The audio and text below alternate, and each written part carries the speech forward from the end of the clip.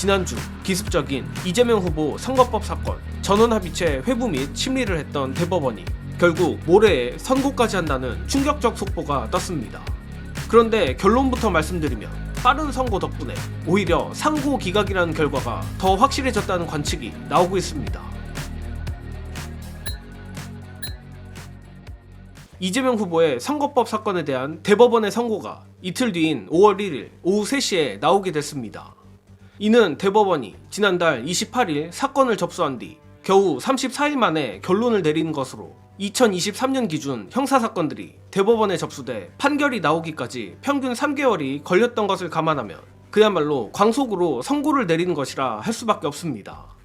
특히 속도도 속도지만 이례적인 일의 연속이었던 이번 조희대 대법원장의 무리한 재판 진행 때문에 대법원이 대선에 개입하는 것 아니냐는 국민적 공분이 일고 있고 내란 속에 윤석열이 임명한 대법원장인 만큼 이상한 짓을 하진 않을까 걱정도 되는데 다만 법조계의 대체적인 예측도 그렇고 서두에 말했듯 대법원이 광속으로 선고를 내리는 것을 보면 어느 정도 결과를 합리적으로 추론해 볼 수 있습니다. 그리고 결과는 역시 무죄 확정 판결일 수밖에 없다고 정예능은 생각합니다. 이유는 다음과 같은데 일단 다들 아시다시피 이론적으로 가능한 시나리오는 3가지로 2심 판결을 확정하는 상고기각, 2심 판결을 파기하는 유죄 취지 파기환송, 대법이 유무죄 및 형량까지 정해버리는 파기자판입니다. 물론 대다수의 법조인들은 파기자판은 아예 불가능한 시나리오라며 조희대를 비롯한 일부 극우 대법관들이 파기자판을 하려고 하더라도 12명 중 최소 5명이 파기환송도 아닌 역사상 유례가 없는 무죄를 유죄로 바꾸는 파기자판에 자신의 이름을 남기기는 어렵다고 입을 모아 얘기하고 있습니다. 고로 그나마 가능한 건 상고기각 아니면 파기환송 2가지 중 하나라고 보는 게 합리적이며 파기환송이 나온다 하더라도 현재 여론이나 대선까지 남은 기간을 보건대 이재명 대통령을 맡기는 거의 불가능한 상황이고 대법원의 파기환송 자체도 솔직히 상상하기는 어려운 시나리오입니다. 이유는 대법원이 스스로를 부정해야 하는 모순에 빠지기 때문인데 일전 한겨레 단독 보도에 나왔듯 선거법 2심 재판부가 이재명 후보 무죄 선고의 핵심 논거로 인용한 대법원 판례가 불과 6개월 전 최신 판례이기 때문입니다.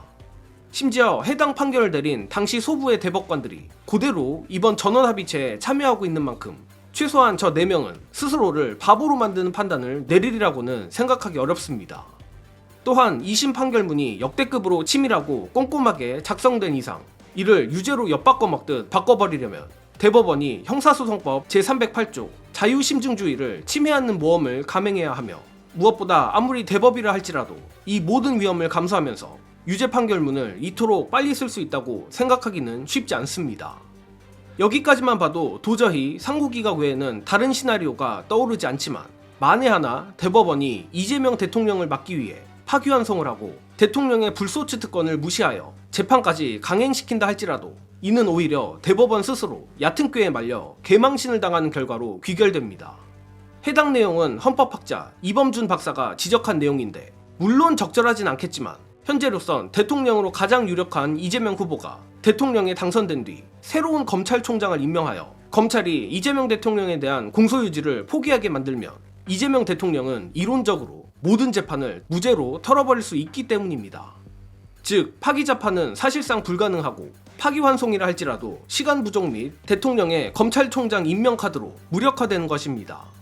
정예능으로선 행복회로, 불행회로 모두 거두고 아무리 생각해도 상고기각 결론 외에는 나오지 않는데 이는 만주 변호사 정예능뿐 아니라 대체적인 법률가들의 의견도 비슷한 것 같습니다. 관련해 검사 출신 김기표 의원이 분석한 이번 대법원의 빠른 선고 이유 보시고 이어가겠습니다. 파기자판은 아까도 얘기했듯이 저는 그 명확하게 얘기합니다. 파기자판 불가능합니다. 법률적으로 불가능하기 때문에 우리가 유일하게 걱정하는 파기자판은 일어날 수 없으니 없다. 결론적으로는 결과가 좋을 거다라고 생각합니다. 그런데 왜 대법원이 서두를까 이렇게 생각해 보면 이재명 후보가 지금 가장 유력한 후보잖아요. 대통령이 될 가능성이 높아 보인단 말이에요. 그런데 대통령이 됐어요. 예를 들어 됐는데 계속해서 반대쪽에서 상고심에 계속해야 됩니다. 뭐 여기서 재판 진행해야 됩니다. 불소추 특권은 기소된 거는 해당하지 않습니다. 이렇게 계속해서 딴지를 걸 가능성이 있고 있고, 그렇게 되면 약간 헌재에 막 이게 무슨 뭐 권한쟁의 심판을 한다든지 이런 분란이 계속해서 있을 소지가 있어 보여요. 그러면 대법원하고 헌법재판소 간에 약간 그 기관 간에 약간 자존심 싸움 같은 것도 있잖아요. 그러니까 헌법재판소가 최고의 법원처럼 돼 있는데 사실 대법원은 또 자기들이 가장 최고의 법원이라고 생각, 약간 그런 경쟁이 있는데 그 부분이 굉장히 혼란스러운 데다가 그럼 누가 어떻게 결정할 거냐에 대해서 약간 문제가 있을 수 있어서 빨리 떨어버리는 게 대법원 입장에서도 국가의 혼란을 좀 방지하는 면이 있다 이렇게 생각한다고 저는 제 뇌피셜로는 그렇게 좀 추측할 면이 있습니다. 그러나 역시 만에 하나란 것이 없지는 않으니 긴장을 거둬서는 안 됩니다. 고작 이재명 한 명 막자고 대법원이 단체로 미쳐버리는 것도 일단 이론적으로 불가능한 일은 아니고 이번 내란을 거치며 법조 카르텔이 얼마나 썩어 문드러졌는지 우리 모두 확인한 바 있습니다. 따라서 우리 민주시민들이 이번 조이대의 대선 개입 움직임에 대해 잠을 설칠 정도로 스트레스를 받지는 말되 저들이 딴 생각을 할 수 없도록 열심히 규탄의 목소리를 내고 대선 이후에도 사법부가 정치에 개입하지 못하도록 압도적 대선 승리에 힘을 보태는 수밖에 없을 것 같습니다. 이번 소식은 여기서 마치겠습니다. 시청해주신 여러분 감사합니다.